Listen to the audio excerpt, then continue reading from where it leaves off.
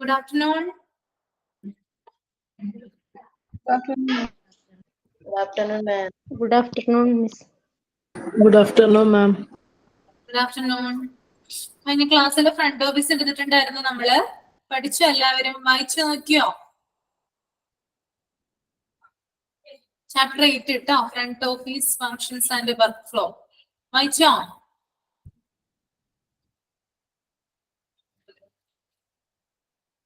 വായിച്ചു നോക്കിയല്ലേ?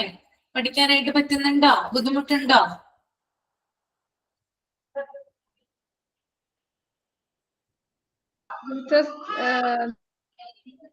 കുഴപ്പമില്ല അല്ലെ? കുറച്ച് ഞാൻ അതായത് ഇത് തുടങ്ങി കഴിഞ്ഞൊരു ഇത്തിരി കഴിയുമ്പോൾ കുറച്ച് എന്താ ചാപ്റ്ററിന്റെ നെയിം ഒന്ന് പറയുവോ? Front office department and work flow, chapter 8 കേട്ടോ.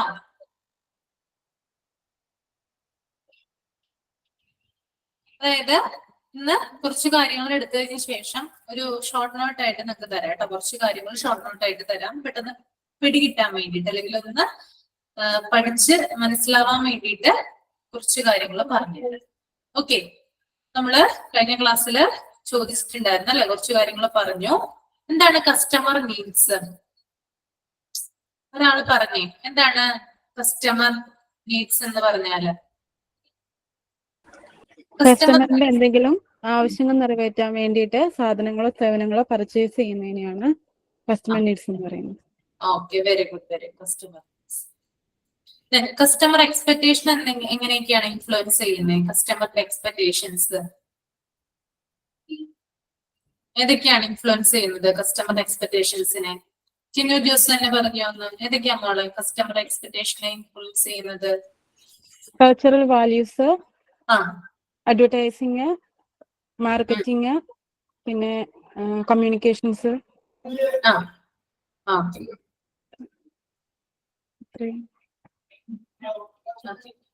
ടർബനേറ്റൽ ലോ എന്നാണ് ക്രിയേറ്റ് ചെയ്തിട്ടുള്ളത്? എന്നാണ് ടർബനേറ്റൽ ലോ എഴുതപ്പെട്ടിട്ടുള്ളത്? ഏത് ഇയറാ? 2002. 2002. ഓക്കെ, അപ്പൊ നമുക്ക് നെക്സ്റ്റ് നോക്കാം കേട്ടോ. ഇപ്പോഴും കൺഫ്യൂഷൻ ഉണ്ട്. Vidya front office department work flow and functions, അതാണ് ചാപ്റ്ററിന്റെ പേര് കേട്ടോ. ചാപ്റ്റർ 8 ആണ്. ഓക്കെ, എന്താണ് നമുക്ക് നോക്കാം. എന്താണ് CRM എന്ന് നോക്കാം. CRM എന്താണ്? Okay, CRM stands for Customer Relationship Management. As the name indicates, CRM software is a system for managing relationship with the customers. Okay, CRMന്റെ ഫുൾ ഫോം ആയിട്ട് വരുന്നത് കസ്റ്റമർ റിലേഷൻഷിപ്പ് മാനേജ്മെന്റ് എന്നാണ്. ഓക്കെ, അതായത് പേര് സൂചിപ്പിക്കുന്നത് പോലെ തന്നെ CRM സോഫ്റ്റ്വെയർ കസ്റ്റമറുമായിട്ടുള്ള റിലേഷൻഷിപ്പ് മെയിൻറ്റെയിൻ ചെയ്യുന്നതിന് അല്ലെങ്കിൽ മാനേജ് ചെയ്യുന്നതിന് സഹായിക്കുന്ന ഒരു സോഫ്റ്റ്വെയർ ആണ്. ഓക്കെ, അതായത് ഹോസ്പിറ്റൽസില് കസ്റ്റമറുടെ ഡീറ്റെയിൽസ് അല്ലെങ്കിൽ ഉപയോഗിക്കുന്ന ഒരു സോഫ്റ്റ്വെയർ ആണെന്ത് CRM എന്ന് പറയുന്ന സോഫ്റ്റ്വെയർ കേട്ടോ. എന്തിനു വേണ്ടിയിട്ടാണ് ഇത് ഹെൽപ്പ് ചെയ്യുന്നത്? കസ്റ്റമറുമായിട്ടുള്ള റിലേഷൻ മെയിൻറ്റെയിൻ ചെയ്ത് കൊണ്ടുപോകുന്നതിന് വേണ്ടിയിട്ടാണ് CRM സോഫ്റ്റ്വെയർ ഹോസ്പിറ്റൽസിൽ യൂസ് ചെയ്യുന്നത്. ഓക്കെ, അപ്പോ CRMന്റെ ഫുൾ ഫോം എന്ന് പറയുന്നത് കസ്റ്റമർ റിലേഷൻഷിപ്പ് മാനേജ്മെന്റ് എന്നാണ്. ഓക്കെ, നിങ്ങൾക്ക് വോയിസിൽ എന്തെങ്കിലും പ്രശ്നം തോന്നുന്നുണ്ടോ? ക്ലിയർ ആണോ?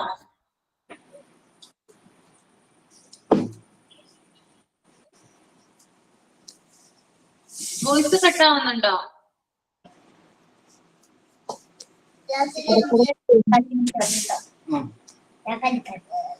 ഇപ്പൊ ഓക്കെ ആണോ? ഇപ്പൊ ഓക്കെയാണ്, ഇടക്കിടക്ക് സൗണ്ട് പോകും. ഇടക്കിടക്ക് സൗണ്ട് പോകുന്നു. ഇപ്പൊ ഞാൻ സംസാരിച്ചിരിക്കുമ്പോ പ്രശ്നമുണ്ടോ? ഇല്ലല്ലോ. ഇപ്പൊ ഇല്ല, ക്ലാസ് എടുത്ത് കേട്ടില്ല. ഒന്നും കൂടി പറയോ? ഒന്നും കൂടി പറയാം, പേടിക്കുന്ന ഒന്നും കൂടി പറയാം കേട്ടോ. CRM സോഫ്റ്റ്വെയർ എന്ന് പറഞ്ഞാല് കസ്റ്റമർ റിലേഷൻഷിപ്പ് മാനേജ്മെന്റ് എന്നാണ് അതിന്റെ ഫുൾ ഫോം വരുന്നത്. പേര് സൂചിപ്പിക്കുന്നത് പോലെ തന്നെ ഇതൊരു സോഫ്റ്റ്വെയർ ആണ്. ഹോസ്പിറ്റൽസിൽ സാധാരണയായിട്ട് ഉപയോഗിക്കുന്ന ഒരു സോഫ്റ്റ്വെയർ ആണ്. ഓക്കെ, ഞാൻ സോറി മ്യൂട്ട് ചെയ്യാൻ മറന്നുപോയി കേട്ടോ. ഓർപ്പിച്ചതിന് നന്ദി, മറന്നുപോയി. മൈക്ക് ഓഫ് ചെയ്തിട്ടുണ്ട് കേട്ടോ. ഓക്കെ, നമുക്ക് തുടങ്ങാം. അതായത് CRM എന്ന് പറയുന്നത് കസ്റ്റമർ റിലേഷൻഷിപ്പ് മാനേജ്മെന്റ് ആണ്. പേര് സൂചിപ്പിക്കുന്നത് പോലെ തന്നെ ഇതൊരു സോഫ്റ്റ്വെയർ ആണ്. ഹോസ്പിറ്റൽസിൽ യൂസ് ചെയ്യുന്ന ഒരു സോഫ്റ്റ്വെയർ ആണ്. എന്തിനു വേണ്ടിയിട്ടാണ് യൂസ് ചെയ്യുന്നത്? അതായത് കസ്റ്റമറുമായിട്ടുള്ള റിലേഷൻ മെയിൻറ്റെയിൻ ചെയ്യുന്നതിന് വേണ്ടിയിട്ടാണ് ഈ ഒരു സോഫ്റ്റ്വെയർ ഹോസ്പിറ്റൽസിൽ ഉപയോഗിക്കുന്നത് കേട്ടോ. കസ്റ്റമറുമായിട്ടുള്ള ബന്ധം മെയിൻറ്റെയിൻ ചെയ്യുന്നതിന് വേണ്ടിയിട്ട്. അത്രയും അറിഞ്ഞിരിക്കുക. ഒരു സെന്റൻസിൽ അതാണ് പറയുന്നത്. ദെൻ നമുക്ക് അടുത്തത് what is health care CRM. എന്തിനു വേണ്ടിയിട്ടാണ് ഹോസ്പിറ്റൽസിൽ ഈ ഒരു CRM സോഫ്റ്റ്വെയർ ഉപയോഗിക്കുന്നത്? അതിന്റെ ഫങ്ഷൻസ് എന്തൊക്കെയാണെന്ന് നമുക്കൊന്ന് നോക്കാം. Okay, health care customer relationship management can manage a complete database on patients that are recorded securely and cannot be accessed by third parties. Okay, ഈ ഒരു CRM എന്ന് പറയുന്ന ഒരു സോഫ്റ്റ്വെയർ പേഷ്യന്റിന്റെ കംപ്ലീറ്റ് ആയിട്ടുള്ള ഡാറ്റാബേസ് ഡീറ്റെയിൽസ് റെക്കോർഡ് ചെയ്യുകയും അത് keep ചെയ്യുകയും ഒരു തേർഡ് പാർട്ടിക്ക് ആക്സസ് ചെയ്യാൻ പറ്റാത്ത രീതിയിൽ അത് സൂക്ഷിക്കുകയും ചെയ്യുന്നത് CRM സോഫ്റ്റ്വെയർ ആണ്. ഓക്കെ, നമ്മളിപ്പോ ഒരു ഹോസ്പിറ്റലിൽ ചെല്ലുമ്പോൾ നമ്മളുടെ ബേസിക് ആയിട്ടുള്ള ഡീറ്റെയിൽസ് ഉൾപ്പെടെ എല്ലാ വിവരങ്ങളും എവിടെ പറഞ്ഞു കൊടുക്കും? ഫ്രണ്ട് ഓഫീസിൽ പറഞ്ഞു കൊടുക്കും അല്ലെ? ഓക്കെ, ഇതവരെന്ത് ചെയ്യും? കമ്പ്യൂട്ടറിൽ എൻ്റർ ചെയ്യും. ഇത് ഏത് സോഫ്റ്റ്വെയർ ഉപയോഗിച്ചിട്ടാണ് ചെയ്യുന്നത്? CRM സോഫ്റ്റ്വെയർ ഉപയോഗിച്ചിട്ടാണ് ചെയ്യുന്നത്. അപ്പൊ നിങ്ങൾ ചോദിക്കും, എന്തുകൊണ്ടാണ് CRM സോഫ്റ്റ്വെയർ മാത്രം ഉപയോഗിച്ചുകൊണ്ട് അവരങ്ങനെ ചെയ്യുന്നത്?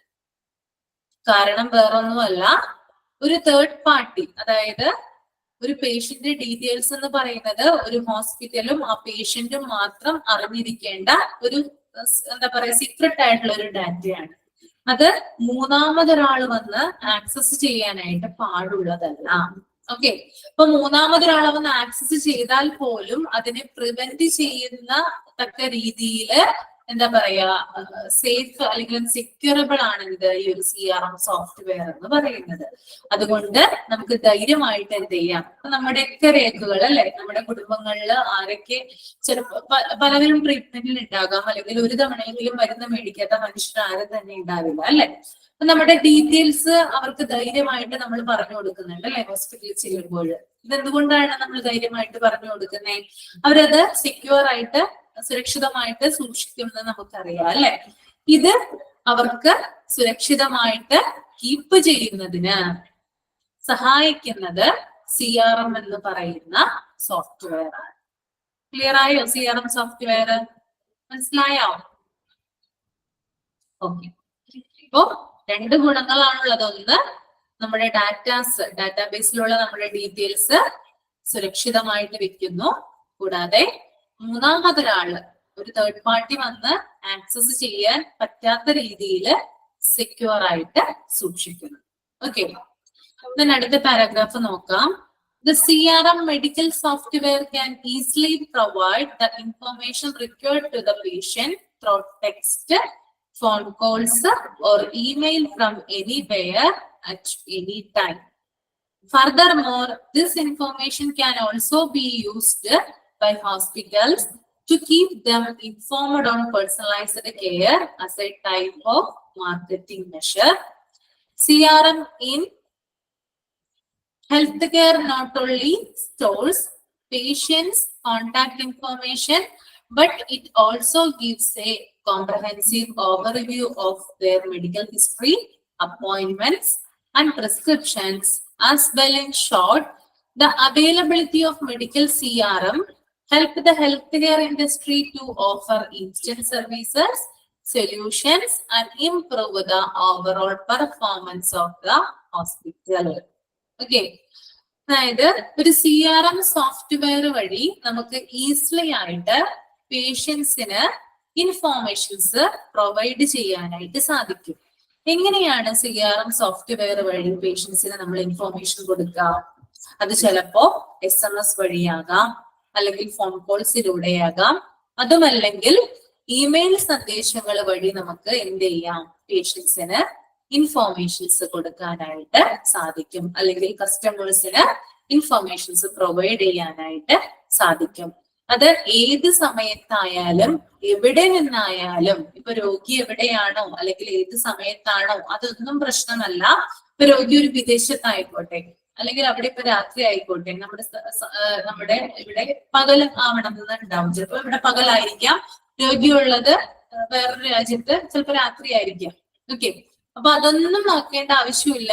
ഏത് സമയം അല്ലെങ്കിൽ എനിവെയർ, എനി പ്ലേസ് അല്ലെങ്കിൽ എനി ടൈം അതൊന്നും നോക്കാതെ തന്നെ CRM സോഫ്റ്റ്വെയർ ഉപയോഗിച്ചുകൊണ്ട് പേഷ്യന്റിന് ഇൻഫർമേഷൻ പാസ് ചെയ്യാനായിട്ട് സാധിക്കും.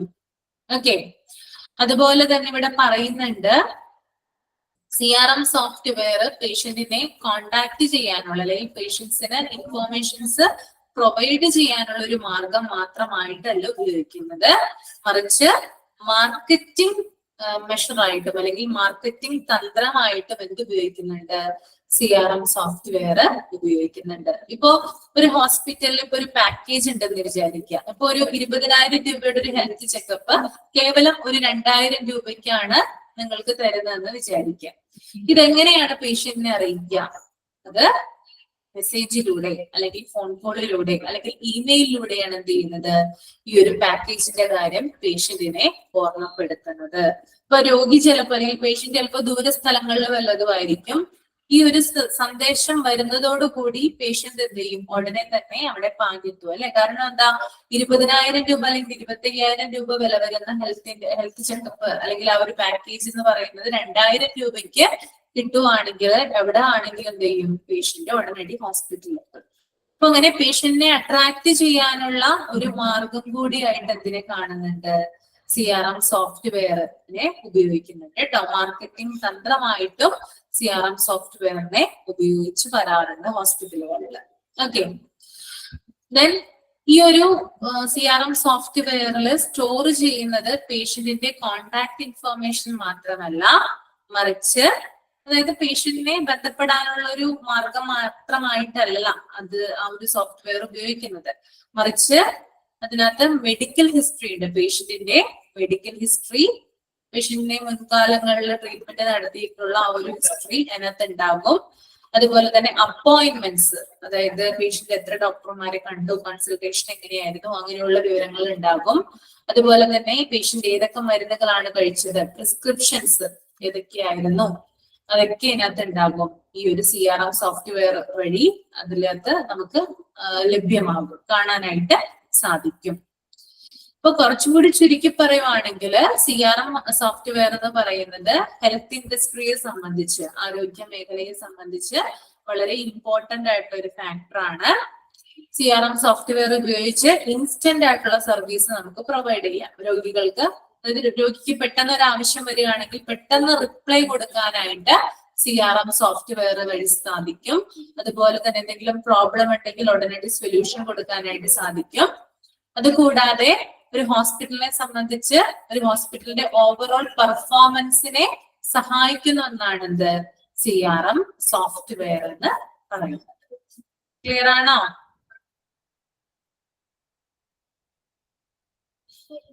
ക്ലിയർ ആയോ? ഓക്കെ,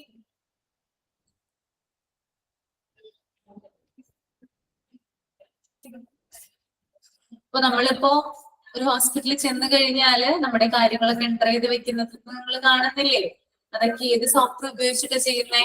ഒന്ന് കമന്റ് ചെയ്തേ. ഏത് സോഫ്റ്റ്വെയർ ഉപയോഗിച്ചിട്ട് നമ്മുടെ ഡീറ്റെയിൽസ് ഒക്കെ എൻ്റർ ചെയ്യുന്നേ? ഏത് സോഫ്റ്റ്വെയറാ? CRM സോഫ്റ്റ്വെയർ ഉപയോഗിച്ചിട്ടാണ് കേട്ടോ. നിങ്ങൾക്കിപ്പോ ഫ്രണ്ട് ഓഫീസിലാണ് ജോലി കിട്ടുന്നതെങ്കിൽ നിങ്ങൾ CRM സോഫ്റ്റ്വെയർ പഠിക്കാനായിട്ട് അല്ലെങ്കിൽ പഠിപ്പിക്കാനായിട്ട് അവിടെ ഒരാളെ നിൽക്കുന്നുണ്ടാവും, അല്ലെങ്കിൽ നിങ്ങൾക്ക് ഈ ഒരു സോഫ്റ്റ്വെയറുമായി ബന്ധപ്പെട്ടുള്ള കൂടുതൽ കാര്യങ്ങൾ എന്ത് ചെയ്യും? പറഞ്ഞ് തരുന്നതായിരിക്കും. ഓക്കെ, ദെൻ CRM സോഫ്റ്റ്വെയറിന്റെ അഡ്വാൻറ്റേജസ് ആണ് ഇനി പറയാൻ പോകുന്നത്. നേട്ടങ്ങൾ കേട്ടോ, എന്തൊക്കെ അഡ്വാൻറ്റേജസ് ആണ് ഈ ഒരു സോഫ്റ്റ്വെയർ, ഈ ഒരു CRM കൊണ്ട് സാധ്യമാകുന്നത്. ഫസ്റ്റ് പോയിന്റ് എന്ന് പറയുന്നത് comprehensive patient management software can do all the task in relation with managing appointments. അതായത് രോഗികളുടെ പേഷ്യൻസിന്റെ അപ്പോയിന്റ്മെന്റ്സുമായി ബന്ധപ്പെട്ടിട്ടുള്ള എല്ലാ കാര്യങ്ങളും മാനേജ് ചെയ്യുന്നത് CRM സോഫ്റ്റ്വെയർ യൂസ് ചെയ്താണ്. ഓക്കെ, പേഷ്യന്റിന്റെ എല്ലാ തരത്തിലുള്ള അപ്പോയിന്റ്മെന്റ്സുകളും മാനേജ് ചെയ്യുന്നത് CRM സോഫ്റ്റ്വെയർ യൂസ് ചെയ്തുകൊണ്ടാണ്.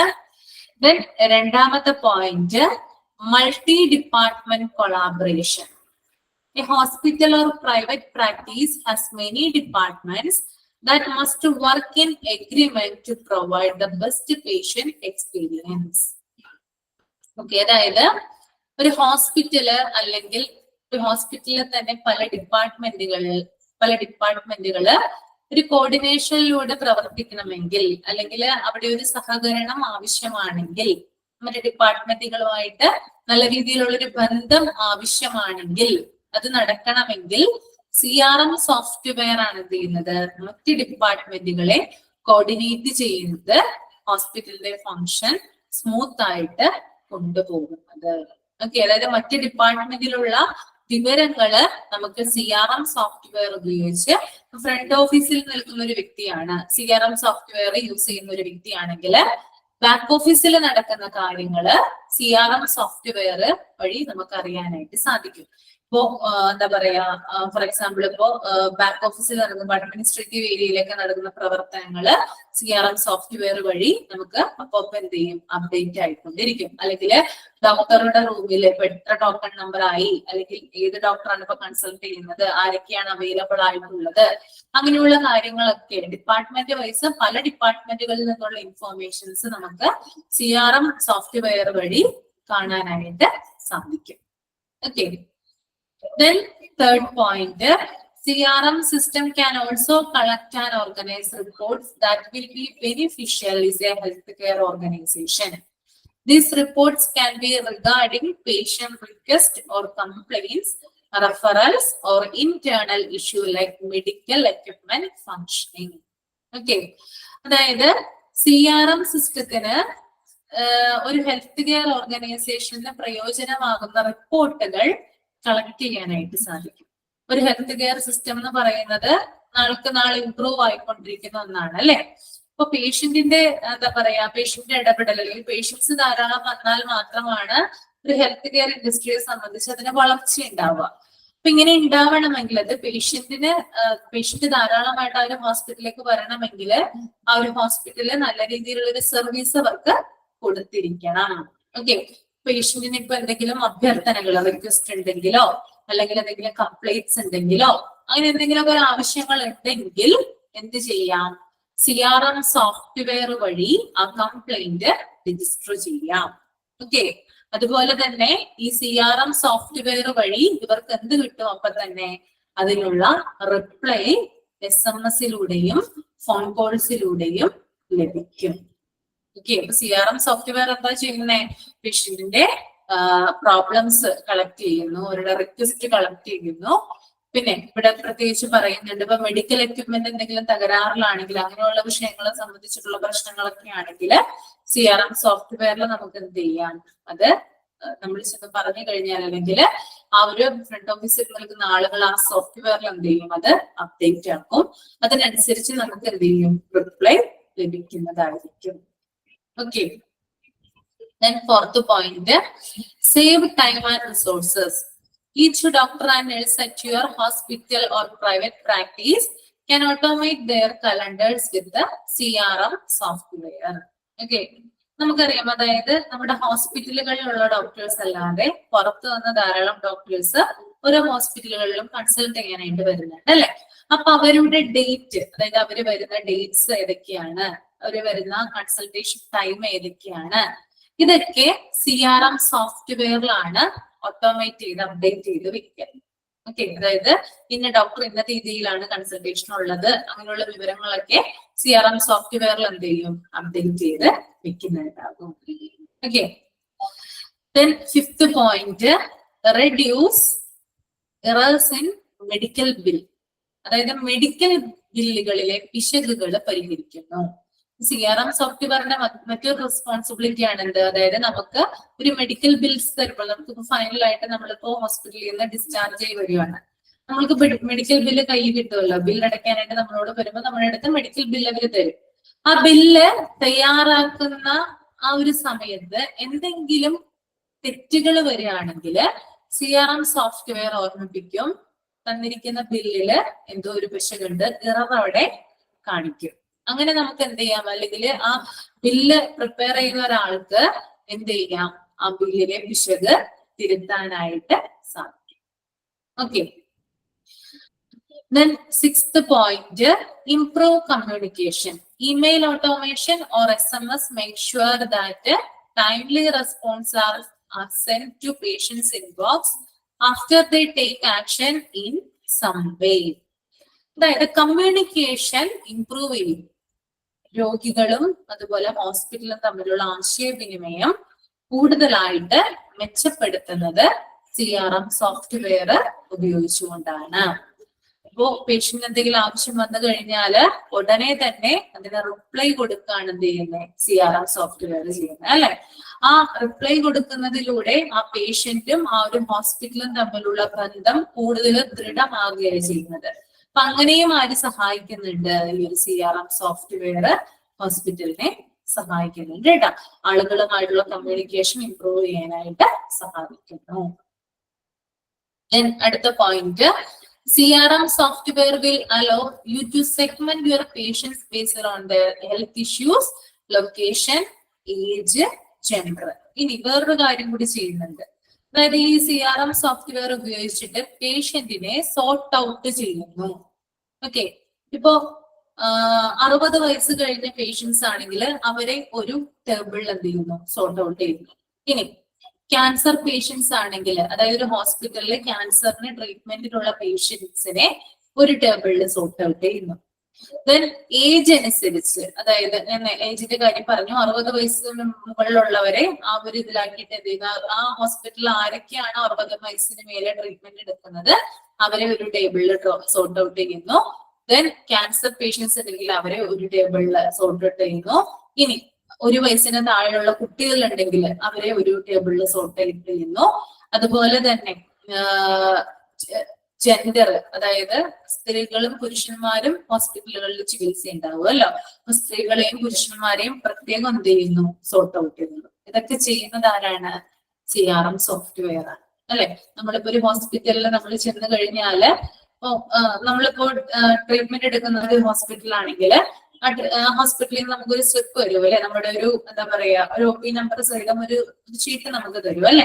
അതിനകത്താണ് നമ്മുടെ നമ്പർ സഹിതമൊക്കെ ഉണ്ടാവുക. അപ്പൊ അടുത്ത പ്രാവശ്യം ചെല്ലുമ്പോൾ ഈ ഒരു സ്ലിപ്പ് നമ്മൾ കൊണ്ട് ചെല്ലണം. എന്നാൽ മാത്രമാണ് അവർക്ക് പെട്ടെന്ന് ഫയൽ എടുക്കാനായിട്ട് സാധിക്കുക. ഇനി ആ ഒരു സ്ലിപ്പ് നഷ്ടമായി എന്ന് വിചാരിക്കാം, നമ്മൾക്ക് വേറൊരു മാർഗവും ഇല്ല നമ്മുടെ OP, നമ്മുടെ മെഡിക്കൽ ഫയൽ വീണ്ടെടുക്കാനായിട്ട്. നമ്മൾ അവിടെ ചെല്ലുമ്പോൾ ഇങ്ങനെ പറയാണ്, എന്റെ ഇത് നഷ്ടമായി പോയി, എന്ത് ചെയ്യുമെന്ന് ചോദിക്കുമ്പോൾ അവർ പറയും മൊബൈൽ നമ്പർ പറയാനായിട്ട് പറയും നമ്മളോട് അല്ലെ. അങ്ങനെ മൊബൈൽ നമ്പർ അടിച്ചു കൊടുക്കുമ്പോൾ നമ്മുടെ മെഡിക്കൽ ഫയൽ എന്ത് ചെയ്യും, തിരികെ ലഭിക്കും അല്ലെ. അതായത് അവരത് വീണ്ടെടുക്കും.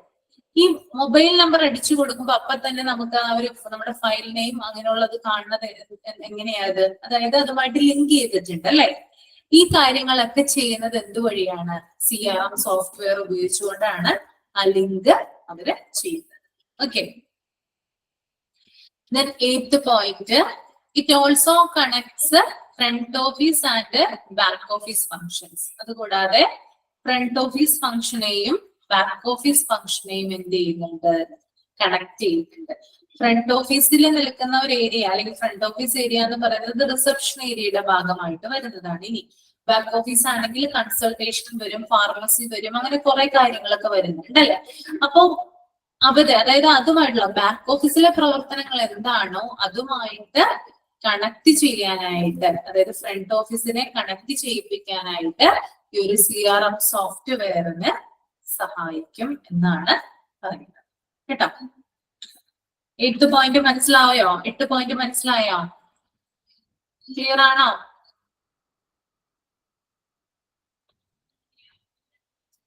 ക്ലിയർ? എല്ലാവർക്കും ക്ലിയർ ആണോ? എന്തെങ്കിലും പോയിന്റ് എക്സ്പ്ലെയിൻ ചെയ്യണോ? വേണ്ട. ഓക്കെ ഓക്കെ, ക്ലിയർ ആണ് അല്ലേ? അപ്പൊ നമുക്കിനി കുറച്ച് നോട്ട്സ് എഴുതാം അല്ലെ ഇതുമായി ബന്ധപ്പെട്ടിട്ട്. ഇതുമായി ബന്ധപ്പെട്ടിട്ടുള്ള നോട്ട്സ് ആണ്. വേറെ അധികം എക്സ്ട്രാ നോട്ടുകളും കാര്യങ്ങളൊന്നും അല്ല.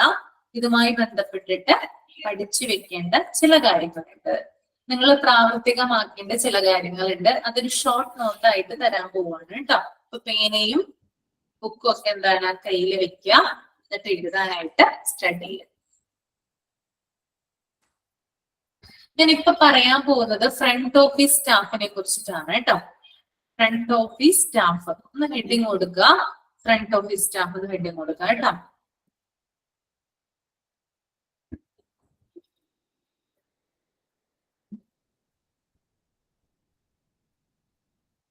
എന്നിട്ട് എഴുതാം. ആദ്യത്തെ പോയിന്റ് ആയിട്ട് എഴുതാം.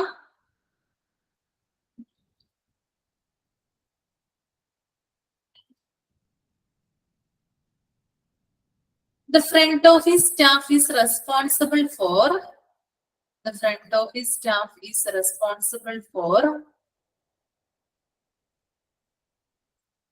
receiving and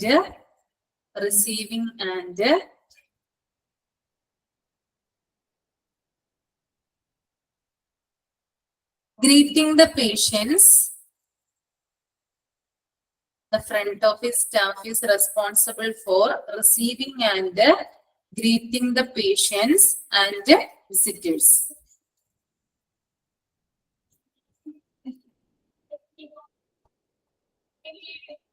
The front office staff is responsible for receiving and greeting the patients and visitors.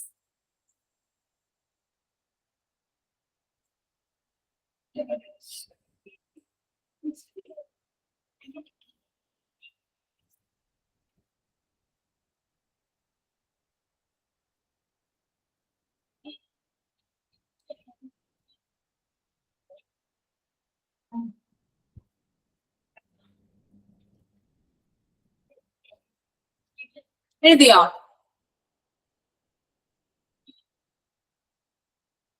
Okay. രണ്ടാമത്തെ പോയിന്റ് ആയിട്ട് എഴുതാം. They attend phone calls. They attend phone calls. They attend phone calls.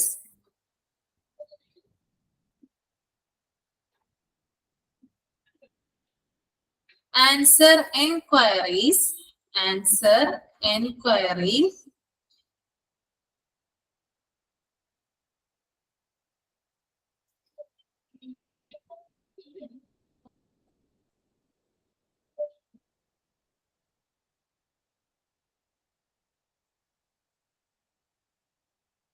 And assist patients. And assist patients. Assist patients in filling up documents. In filling up documents. They attend phone calls, answer enquiries, and assist patients in filling up documents.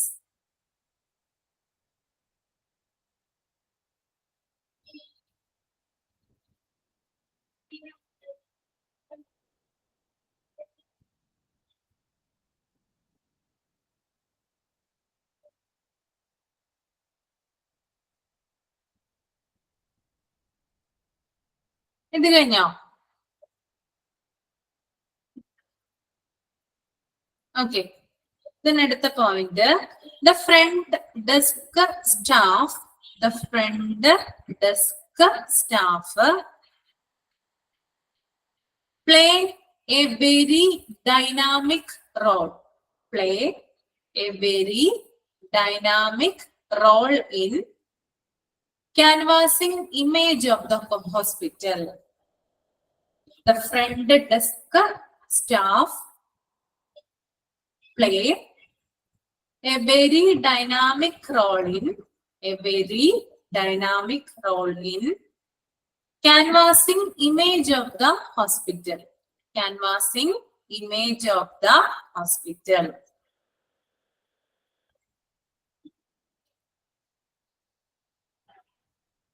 Very ആണ് കേട്ടോ. Play A very dynamic. Very VERY very dynamic.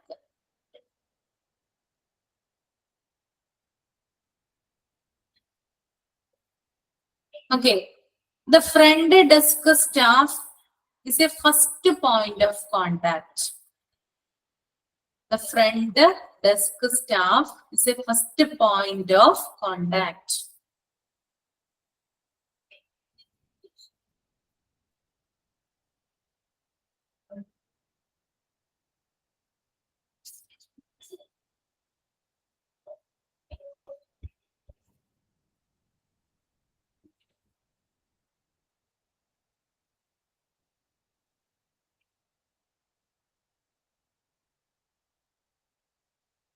ഒന്നുകൂടി പറയണോ? The front desk staff is a first point of contact. First point of contact ആണ് ആര്? Front desk staff. അല്ല, ആളുകൾ വരുമ്പോൾ ആദ്യമായിട്ട് കാണുന്നത് ആരെയാണ്? ഫ്രണ്ട് ഡെസ്ക് സ്റ്റാഫിനെയാണ്. അതുകൊണ്ടാണ് അവരെ ഫസ്റ്റ് പോയിന്റ് ഓഫ് കോണ്ടാക്ട് എന്ന് വിശേഷിപ്പിക്കുന്നത് കേട്ടോ.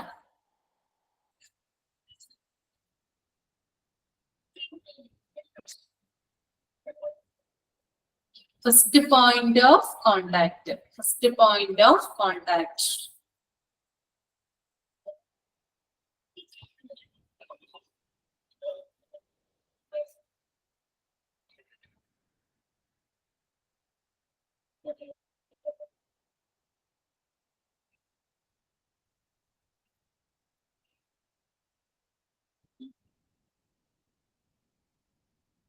ഒന്നുകൂടി പറയണോ? Front office staff is a first point contact. First point of contact. അങ്ങനെ തന്നെ എഴുതിയാൽ മതി. ഫസ്റ്റ് പോയിന്റ് ഓഫ് കോണ്ടാക്ട് എന്ന് എഴുതിയാൽ മതി കേട്ടോ. ഇത്രയും കാര്യങ്ങൾ എഴുതി തീർന്നോ? എഴുതിയോ? ഓക്കെ. then അടുത്തത് ഞാൻ പറയാനായിട്ട് പോകുന്നത് ഫ്രണ്ട് ഓഫീസ് എക്സിക്യൂട്ടീവിന്റെ സ്കിൽസ് ആണ് കേട്ടോ. അപ്പൊ ഈ ഒരു ഫ്രണ്ട് ഓഫീസ് സ്റ്റാഫിന്റെ സ്കിൽസില് വരുന്ന ആദ്യത്തെ പോയിന്റ് എന്തായിരിക്കും? ഒരു ഫ്രണ്ട് ഓഫീസ് സ്റ്റാഫ് ആണെന്ന് വിചാരിക്കാം. അദ്ദേഹത്തിന് അല്ലെങ്കിൽ അവർക്ക് ആദ്യമായിട്ട് വേണ്ട, ഫസ്റ്റ് ഇമ്പോർട്ടന്റ് ആയിട്ട് വേണ്ട ഒരു സ്കിൽ എന്താണ്? നിങ്ങളത് കമന്റ് ചെയ്തേ. എന്താണ്? ക്ഷമ, പേഷ്യൻസ് ആണോ? സ്മൈലൊക്കെ വേണം, പേഷ്യൻസ് വേണം. ശിഖ കെ പ്രൊഫഷണലിസം കേട്ടോ. പ്രൊഫഷണലിസം ആണ് ആദ്യത്തെ സ്കില്ലായിട്ട് വരുന്നത് കേട്ടോ. എല്ലാവരും പറഞ്ഞത് ശരി തന്നെയാണ്. കമ്മ്യൂണിക്കേഷൻ ഉണ്ട്, പേഷ്യൻസ് ഉണ്ട്, സ്മൈൽ ഉണ്ട്, എംപതി ഉണ്ട്, സിംപതി ഉണ്ട്. ഇതൊക്കെ ആരുടെ സ്കില്ലിൽ വരുന്നതാണ്? ഫ്രണ്ട് ഓഫീസ് സ്റ്റാഫിന്റെ സ്കില്ലിൽ വരുന്നതാണ്. എന്നാൽ നമ്മൾ ഫസ്റ്റ് പറയുമ്പോൾ പ്രൊഫഷണലിസം ആണ് എന്ത് വരുന്നത്? ആദ്യത്തെ സ്കില്ലിൽ വരുന്നത് കേട്ടോ. ഫസ്റ്റ് എഴുതാം പ്രൊഫഷണലിസം. അതാണ് ഫസ്റ്റ് പോയിന്റ് കേട്ടോ.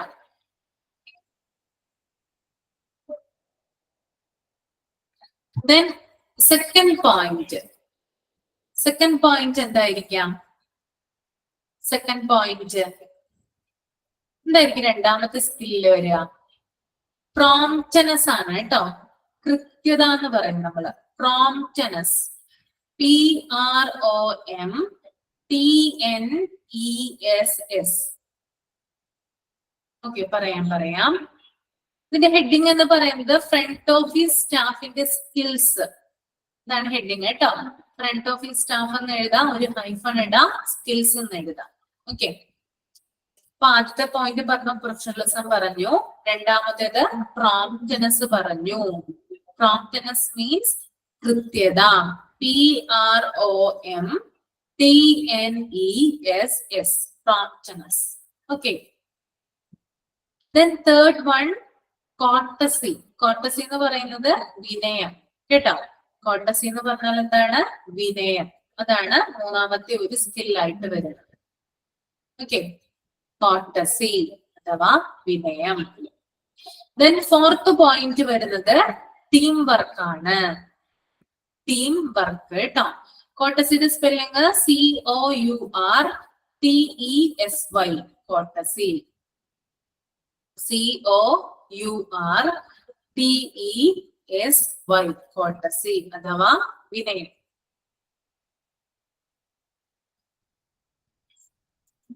Promptness, PROMTNESS.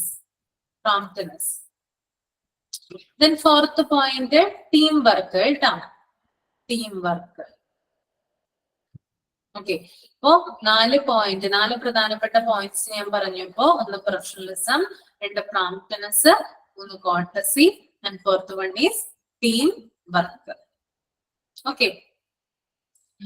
ദെൻ നമുക്ക് ഇനി എഴുതാനുള്ളത് പ്രൊഫഷണലിസത്തിൽ എന്തൊക്കെ കാര്യങ്ങളാണ് വരുന്നത്. ഒരാള് പ്രൊഫഷണൽ ആണെന്ന് നമ്മൾ എങ്ങനെയാണ് നമുക്ക് ഐഡന്റിഫൈ ചെയ്യാനായിട്ട് സാധിക്കുക. ഓക്കെ, നമ്മളൊന്ന് കമന്റ് ചെയ്തേ.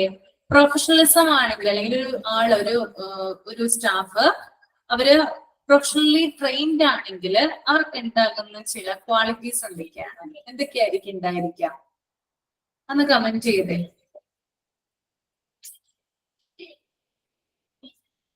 Well dress, tag. Okay. Good communication skill. Okay. എല്ലാ കാര്യങ്ങളെ കുറിച്ച് അറിവുണ്ടായിരിക്കണം. ഗുഡ് കമ്മ്യൂണിക്കേഷൻ സ്കിൽ ഉണ്ടായിരിക്കണം. ഓക്കെ, ഇത് പറഞ്ഞതൊക്കെ ശരിയാണ്. ഹാൻഡ്ലിങ്, ഓക്കെ, കൈകാര്യം ചെയ്യാനായിട്ട് അറിഞ്ഞിരിക്കണം. എന്താ പറയാ? ഓക്കെ, ആദ്യമായിട്ട് വേണ്ടത് പോസിറ്റീവ് ആറ്റിറ്റ്യൂഡ് ഉള്ള ഒരു വ്യക്തിയായിരിക്കണം.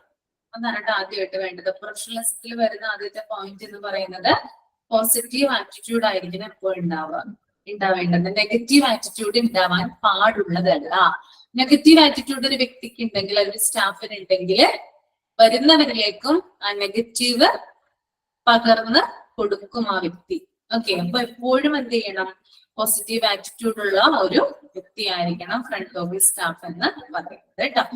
അപ്പൊ എഴുതുക, ആദ്യത്തെ പോയിന്റ് എഴുതുക, പ്രൊഫഷണലിസത്തിന് താഴെയായിട്ട് എഴുതുക, അതിന്റെ ഹെഡിങ് കൊടുക്കുക, എന്നിട്ട് എഴുതുക പോസിറ്റീവ് ആറ്റിറ്റ്യൂഡ് കേട്ടോ.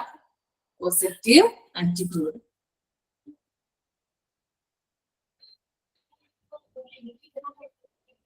ദെൻ അടുത്ത പോയിന്റ് വരുന്നത് അറ്റൻറ്റീവ് ആണ് കേട്ടോ. അറ്റൻറ്റീവ് എന്ന് പറഞ്ഞാൽ എങ്ങനെയാ അത് ഉദ്ദേശിക്കുന്നത്? എങ്ങനെ അറ്റൻഷൻ കൊടുക്കണം എന്നാണ്, അല്ലെങ്കിൽ എങ്ങനെ അറ്റൻഷൻ ആളുകൾക്ക് കൊടുക്കണം എന്നാ പറയുന്നത്? എങ്ങനെയായിരിക്കണം അറ്റൻറ്റീവ് ആയിരിക്കേണ്ടത് ഒരു ഫ്രണ്ട് ഓഫീസ് സ്റ്റാഫ്? ഏതൊക്കെ രീതിയിലാണ് അറ്റൻറ്റീവ് ആയിരിക്കേണ്ടത്? കമന്റ് ചെയ്തൊന്ന്. അറ്റൻറ്റീവ് ആയിരിക്കേണ്ടത് പീസ്ഫുൾ ആണോ? പീസ്ഫുൾ ആണോ? അതെ, പീസ്ഫുൾ ആണ്. കെയർ കേട്ടോ. ജിൻസി പറഞ്ഞത് ശരിയാണ്. ഒന്ന് കെയർ ആണ്. ഓക്കെ. രണ്ടാമത്തത് ലിസൺ ആണ് കേട്ടോ. അപ്പൊ ലിസൺ ആൻഡ് കെയർ എങ്ങനെയാണ് അറ്റൻറ്റീവ് ആയിരിക്കേണ്ടത്? ലിസൺ ആൻഡ് കെയറിലൂടെയാണ് അറ്റൻറ്റീവ് ആയി ഇരിക്കേണ്ടത് കേട്ടോ. Listen and care. അപ്പോ അറ്റൻറ്റീവ് എന്ന് എഴുതിയിട്ട് അതിന് നേരെ എന്തെഴുതുക? ലിസൺ ആൻഡ് കെയർ എന്ന് എഴുതുക. ഓക്കെ.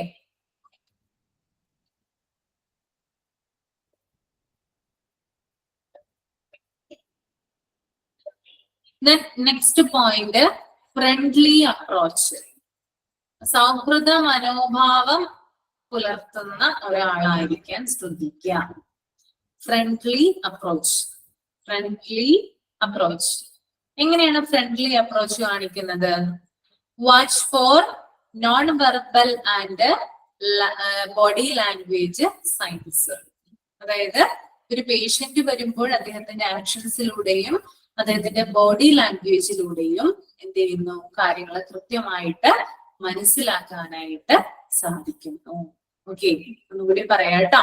ഫ്രണ്ട്ലി അപ്രോച്ചിന്റെ നേരെയായിട്ട് എഴുതാം. Watch for non verbal and body language science.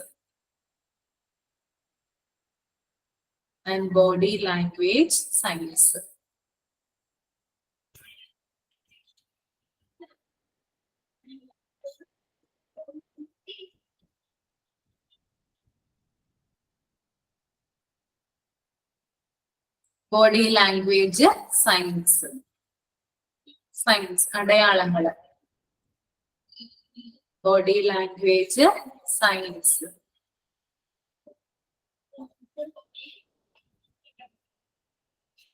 Watch for non verbal and body language science. അത് സംസാരിക്കാൻ പറ്റാതെ വരുന്ന ആളുകളൊക്കെ ഉണ്ടല്ലോ. അവർക്ക് എങ്ങനെയാണ് അവരുടെ കയ്യിൽ നിന്ന് എങ്ങനെയാണ് കാര്യങ്ങൾ മനസ്സിലാക്കുക? അവരുടെ ആക്ഷൻസിലൂടെയൊക്കെയാണ്, അല്ലെങ്കിൽ അവരുടെ ബോഡി ലാംഗ്വേജിലൂടെയാണ് ഓരോ കാര്യങ്ങള് മനസ്സിലാക്കാനായിട്ട് ശ്രമിക്കുക.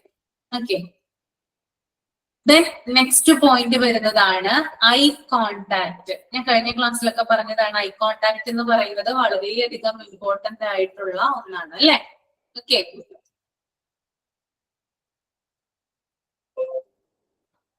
ഐ കോണ്ടാക്ട് എന്ന് പറയുന്നത് വളരെയധികം ഇമ്പോർട്ടന്റ് ആയിട്ടുള്ള ഒന്നാണ്.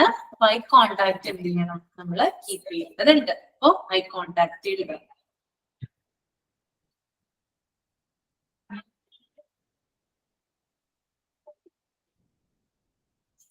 Then next point, learning to say no with courtesy and confidence. Learning to say no with courtesy and confidence.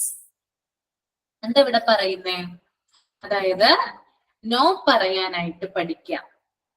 No പറയുമ്പോൾ വിനയത്തോടു കൂടിയും കോൺഫിഡൻസോടു കൂടിയും എന്ത് ചെയ്യാം? നോ പറയാനായിട്ട് ശ്രമിക്കാം. ഓക്കെ, ഒരാൾ ഒരു കാര്യം വന്ന് നമ്മളോട് ചോദിച്ചു കഴിഞ്ഞാല് നമുക്കത് അറിയില്ലെങ്കിൽ അത് അറിയില്ല എന്ന് എന്ത് ചെയ്യാം? കൃത്യമായിട്ട് പറയുക. അത് ഒരാൾ ഒരു കാര്യം വന്ന് ചോദിക്കുമ്പോ നമുക്കറിയില്ല, അല്ലെങ്കിൽ ഭയങ്കരമായിട്ട് അയാൾ ദേഷ്യപ്പെട്ടാണ് നമ്മളോട് ചോദിക്കുന്നതെങ്കിൽ എനിക്കൊന്നും അറിയില്ല, അങ്ങനെ ഒന്നും എന്ത് ചെയ്യാൻ പാടില്ല, എടുത്തടിച്ച് പറയാനായിട്ട് പാടുള്ളതല്ല. അറിയില്ല എന്ന് എന്ത് ചെയ്യാം? എനിക്കറിയില്ല എന്ന് വിനയത്തോടു കൂടി പറയാം. മാത്രമല്ല കോൺഫിഡൻസോട് കൂടി പറയാം. അതായത് ഒരു കാര്യം നമുക്ക് അറിയില്ല എങ്കിൽ നമ്മുടെ കോൺഫിഡൻസ് ലെവൽ എന്ത് ചെയ്യും? കുറയും അല്ലെ?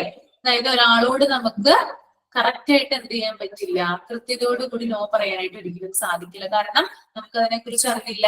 അതുകൊണ്ട് നമ്മുടെ കോൺഫിഡൻസ് ലെവൽ അവിടെ കുറയുക ചെയ്യുന്നത്. പക്ഷെ ആ കോൺഫിഡൻസോട് കൂടി എന്ത് ചെയ്യണം? നമ്മള് നോ പറയാനായിട്ട് പഠിക്കണം കേട്ടോ. Learning to say no with courtesy and confidence. Learning to say no with courtesy and confidence. Okay. The next one is use names whenever possible. Use names whenever possible. Use names whenever possible.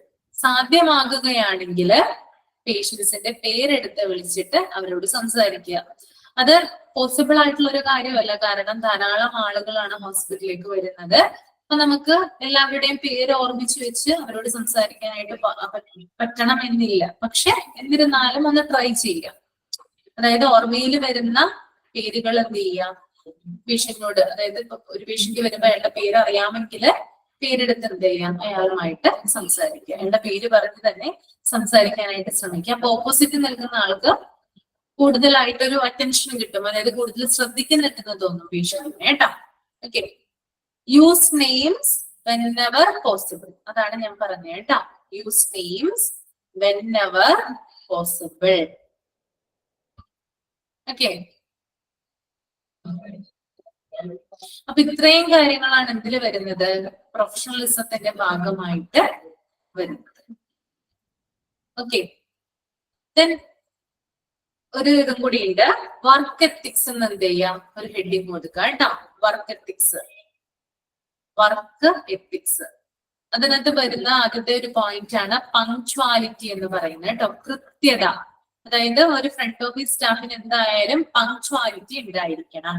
Punctuality, കൃത്യനിഷ്ഠയായിരിക്കണം. കൃത്യനിഷ്ഠയോട് കൂടിയായിരിക്കണം അല്ല duty തുടങ്ങേണ്ടതും duty അവസാനിപ്പിക്കേണ്ടതും. Punctuality. PUNCTUALITY. Punctuality. അടുത്തത് time management. Time management.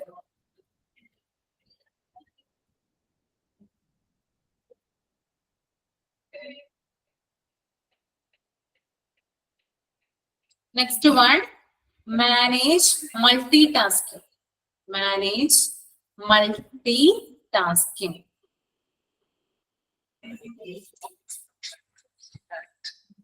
Manage multitasking. Then അടുത്തത് follow the chain of command. Follow the chain of command. Multitasking കേട്ടോ. Follow the chain of command. ആദ്യം പറഞ്ഞു പങ്ക്ച്വാലിറ്റി, അതായത് കൃത്യനിഷ്ഠ ഉണ്ടായിരിക്കണം, ജോലിയിൽ എപ്പോഴും കൃത്യനിഷ്ഠ പാലിച്ചിരിക്കണം. ദെൻ ടൈം മാനേജ്മെന്റ്, അതായത് ഒരു കാര്യം നമ്മൾ പ്ലാൻ ചെയ്ത് നടപ്പിലാക്കുമ്പോൾ കൃത്യമായിട്ട് ടൈം മാനേജ്മെന്റ് ഉണ്ടായിരിക്കണം. ദെൻ മൂന്നാമത് മൾട്ടി ടാസ്കിങ്. ഇപ്പൊ ഒരു ഹോസ്പിറ്റലിൽ ചെന്ന് കഴിഞ്ഞാൽ ഒരു ഡോക്ടർക്കായാലും ഒരു നഴ്സിനായാലും അവരുടെ ഒരു ജോലി മാത്രമേ ഉണ്ടായുള്ളൂ. അതായത് അവരുടെ ഒരു റെസ്പോൺസിബിലിറ്റി, അവർക്ക് ജോലി ചെയ്യാനായിട്ട് ഒരു ജോലി മാത്രമേ. ഇപ്പൊ ഡോക്ടർ ആണെങ്കിൽ രോഗികളെ കൺസൾട്ട് ചെയ്യുക, അവരുടെ ട്രീറ്റ്മെന്റ് കൊടുക്കുക. നഴ്സ് ആണെങ്കിൽ അവർക്ക് പരിചരണം കൊടുക്കുക. പക്ഷേ ഫ്രണ്ട് ഓഫീസിൽ വിളിക്കുന്ന ഒരു സ്റ്റാഫിനെ അപേക്ഷിച്ച് അവർ ചെയ്യുന്നത് മൾട്ടി ടാസ്കിങ് ആണ്.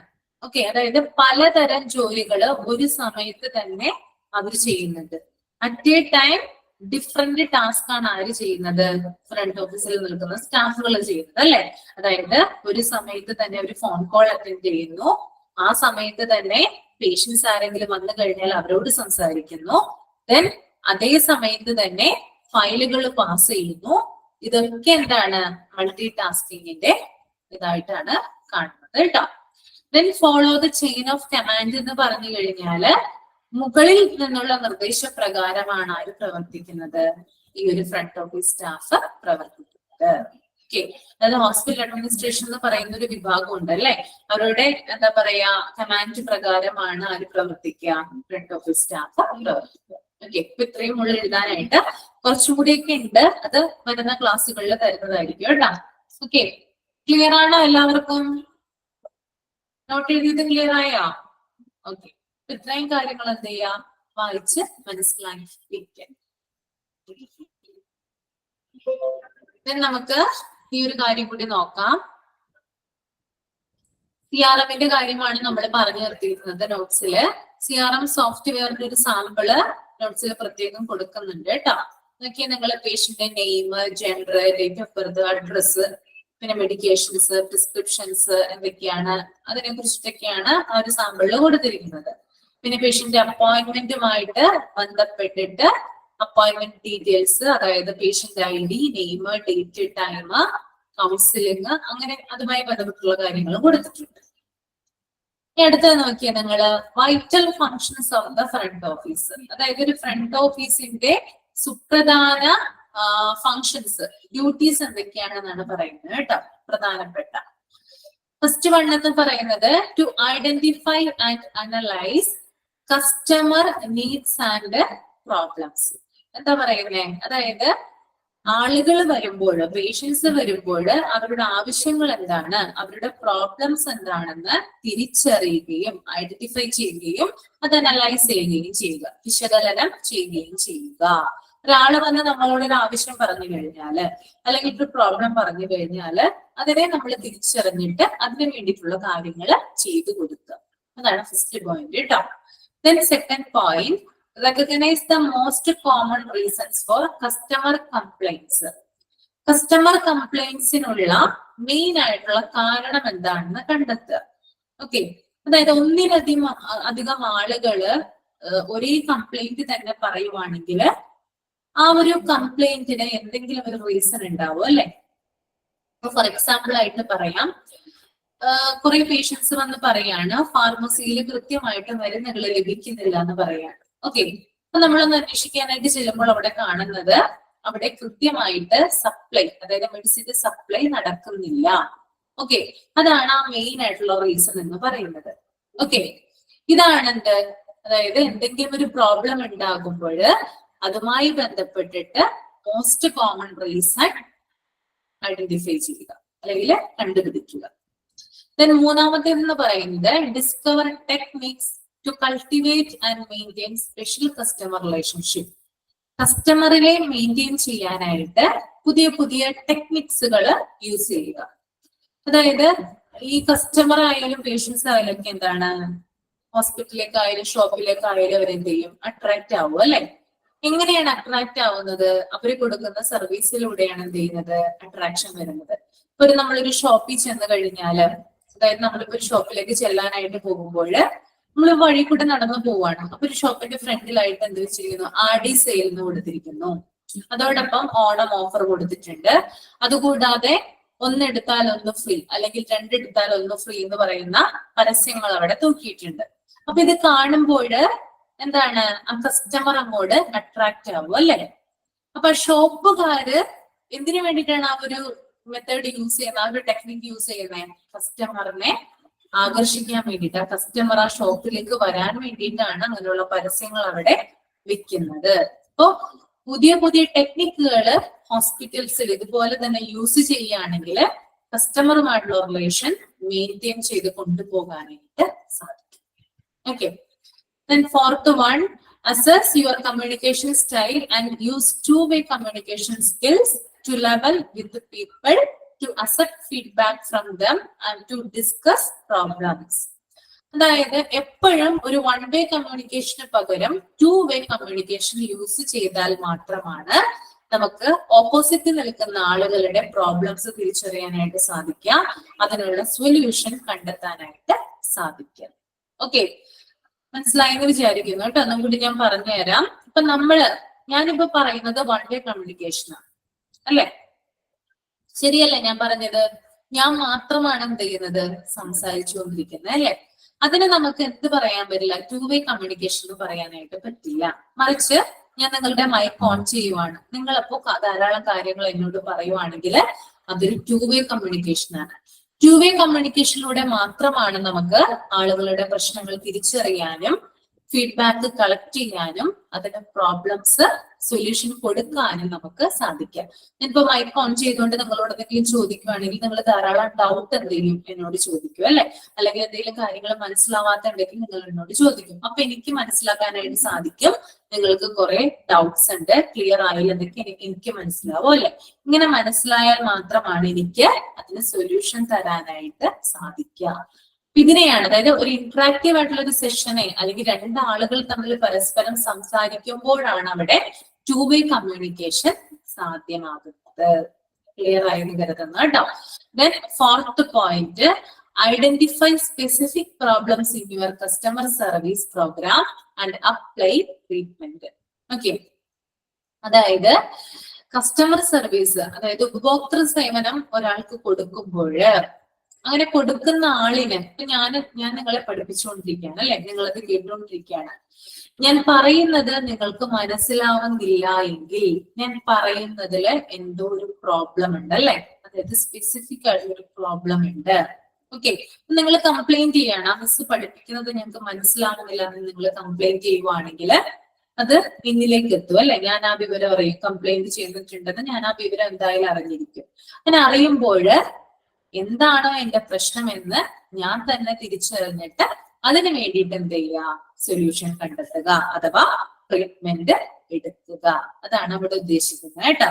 അപ്പോ ആളുകളുമായിട്ട് നമ്മൾ സംസാരിക്കുമ്പോൾ, നിങ്ങളുടെ അടുത്ത് വരുന്ന പേഷ്യൻസുമായിട്ടൊക്കെ നിങ്ങൾ സംസാരിക്കുകയാണെങ്കിൽ അവർക്ക് നിങ്ങളുടെ ബിഹേവിയറിലോ അല്ലെങ്കിൽ എന്തെങ്കിലും ഒരു അപാകത തോന്നുവാണെങ്കിൽ അവർ ഉടനെ തന്നെ എന്ത് ചെയ്യും, കംപ്ലൈന്റ് ചെയ്യും അല്ലെ. ഇങ്ങനെ കംപ്ലൈന്റ് ചെല്ലുമ്പോഴാണ് ഹോസ്പിറ്റലിലെ ഉയർന്ന ഭരണാധികാരികൾ നമ്മളോട് പറയുന്നത്, ചിലപ്പോൾ നമ്മളോട് ഹോസ്പിറ്റലിൽ നിന്ന് പോകാനായിട്ട് പറയും, അല്ലെങ്കിൽ ഒരു വാണിംഗ് തരും. ഇങ്ങനെ തരുന്നതിലൂടെ നമുക്ക് നമ്മളെ തന്നെ ഇംപ്രൂവ് ചെയ്യാനായിട്ട് അവിടെ സാധിക്കുന്നതാണ്. ഓക്കെ, അതാണ് ഫിഫ്ത് പോയിന്റ് കേട്ടോ. ക്ലിയർ ആണോ പറഞ്ഞത്?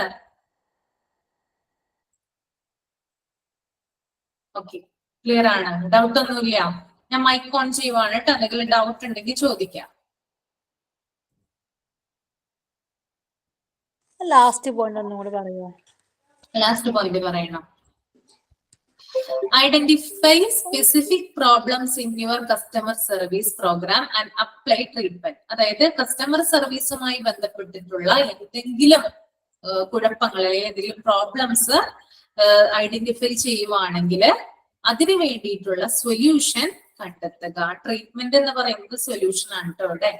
ഓക്കെ, അതായത് കസ്റ്റമർ സർവീസ് നമ്മൾ കൊടുക്കുമ്പോൾ നമ്മുടെ ഭാഗത്തു നിന്ന് എന്തെങ്കിലും പ്രശ്നങ്ങൾ ഉണ്ടായിട്ടുണ്ടെങ്കിൽ അത് ഇനിയും വരാതിരിക്കാൻ വേണ്ടിയിട്ട് നമ്മൾ തന്നെ എന്ത് ചെയ്യണം, അതിന് സൊല്യൂഷൻ കണ്ടെത്തേണ്ടതുണ്ട്. ഓക്കെ, ക്ലിയർ ആണോ? ക്ലിയർ. ഓക്കെ. ഡൗട്ട് ഒന്നുമില്ല, എല്ലാവർക്കും ക്ലിയർ ആയി? ആരും സംശയങ്ങളൊന്നും ചോദിക്കുന്നില്ല. നോട്ട്സ് വായിക്കാനായിട്ട് നോക്കുക കേട്ടോ. നോട്ട്സ് വായിക്കണം. ഞാൻ തന്നിട്ടുള്ള നോട്ട്സ് ഒന്ന് വായിക്കാം, PDF നോട്ട്സും കൂടി വായിക്കാം കേട്ടോ. ഓക്കെ, നമുക്ക് വൈൻഡപ്പ് ചെയ്യാം അല്ലെ? മൂന്നാമത്തെ പോയിന്റ് എന്ന് പറയാം സാർ. മൂന്നാമത്തെ point. Okay. Discover techniques to cultivate and maintain special customer relationship. അതായത് ഒരു കസ്റ്റമറുമായിട്ട് നമ്മൾക്ക് റിലേഷൻ മെയിൻറ്റെയിൻ ചെയ്യണമെങ്കിൽ പുതിയ പുതിയ ടെക്നിക്സുകൾ യൂസ് ചെയ്യണം. അതായത് കസ്റ്റമറിനെ അട്രാക്ട് ചെയ്യാനുള്ള മെത്തേഡുകൾ യൂസ് ചെയ്യണം എന്നാണ് അവിടെ ഉദ്ദേശിക്കുന്നത് കേട്ടോ. ടെക്നിക്സ് എന്ന് പറയുന്നത് പുതിയ മെത്തേഡ് അല്ലെങ്കിൽ തന്ത്രങ്ങൾ. എങ്ങനെയും കസ്റ്റമർ എന്ത് ചെയ്യണം, അല്ലെങ്കിൽ പേഷ്യൻസ് നമ്മുടെ അടുത്ത് വരാൻ വേണ്ടിയിട്ട് പുതിയ പുതിയ രീതികൾ എന്ത് ചെയ്യണം, ഫോളോ ചെയ്യണം. ഓക്കെ, ക്ലിയർ ആണോ? ഇപ്പൊ ചോദിച്ച ആൾക്ക് ക്ലിയർ ആയോ? യെസ്, ക്ലിയർ ആണ്. ഏതാണ് ഫസ്റ്റ് പോയിന്റ് ഒന്നും കൂടെ ഒന്ന് പറയുമോ? ഫസ്റ്റ് പോയിന്റോ? To identify and analyse customer needs and problems. Customer അടുത്ത് വരുമ്പോൾ കസ്റ്റമറുടെ പ്രശ്നങ്ങൾ എന്താണെന്ന് തിരിച്ചറിയാം, അതുപോലെ അവരുടെ ആവശ്യങ്ങൾ എന്താണെന്ന് തിരിച്ചറിയുകയും അതിനെ വിശകലനം ചെയ്യുകയും ചെയ്യുക. Identify and analyse customer needs and problems. Okay, അപ്പൊ വൈൻഡപ്പ് ചെയ്യാണ് കേട്ടോ. എന്തെങ്കിലും ഡൗട്ട്സ് ഉണ്ടെങ്കിൽ ഇനി നെക്സ്റ്റ് ക്ലാസ്സിൽ ചോദിക്കാം കേട്ടോ. ഒന്ന് വായിച്ചു നോക്കാം. ഓക്കെ, വൈൻഡപ്പ് ചെയ്യാം കേട്ടോ. വൈൻഡപ്പ് ചെയ്യാണ്. Thank you. Thank you miss. Thank you, ma'am. Thank you, ma'am. Thank you ma'am.